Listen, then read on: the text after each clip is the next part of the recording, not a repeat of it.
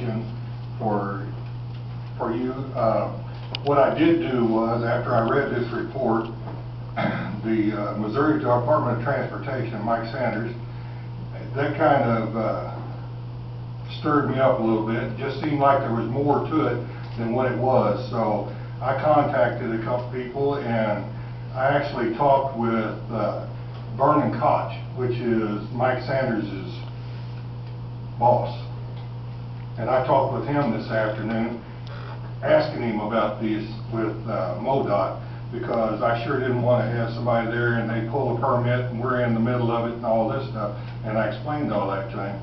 He said that as far as he's concerned, that he doesn't have a problem with cat excavation on any of the projects they've done, and they've done several projects around the state with them, and they haven't had any problems with any more than he does any other contractor. He said as far as the erosion control and the traffic control, that they had problems with him on it, but they've discussed it and they were handled, and that he didn't see any problems with anything else on it. And as far as pulling a permit, he said that would be a very last resort if nothing else would happen as far as getting anything resolved. He said they'd go through a lot before they pull a permit. So that's what I found out from him today. Discussion.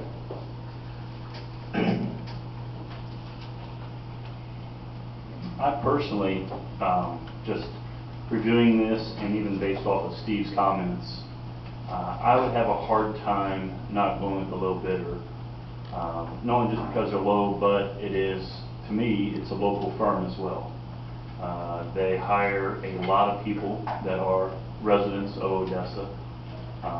They've done a lot of work not only for Odessa, but as far as the city, the park, they've done a lot of work for the park. I would have a hard time not awarding it to CAT, even with some of the comments, and even especially after what Steve has mentioned. Just based on the history that they've done for the city and the work that is being completed for the most. If we have concerns about change orders, I'm sure Steve is more than willing to do what's necessary to make sure the change orders are in check.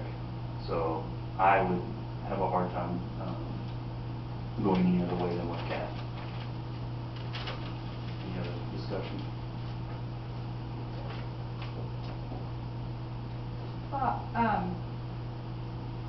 Some of these issues that are stated on here, they're certainly worthy of serious consideration, but I also believe that they are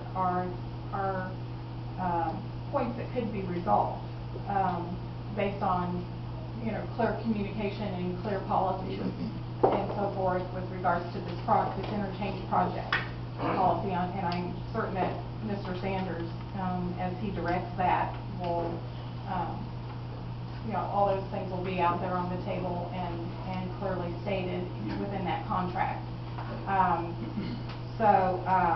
Have there been some issues with change orders? That's out there. That's a yes. And we definitely, you know, we need to monitor that situation and not be in a place where we're being hit with change orders that end up making our low bidder among our top bidders. So I think there are things that could be resolved. Am I concerned about it? Absolutely. And I think that we would need to work with Steve on that as well and be certain that he's on board for completing the project should he be awarded it according to MoDOT specs.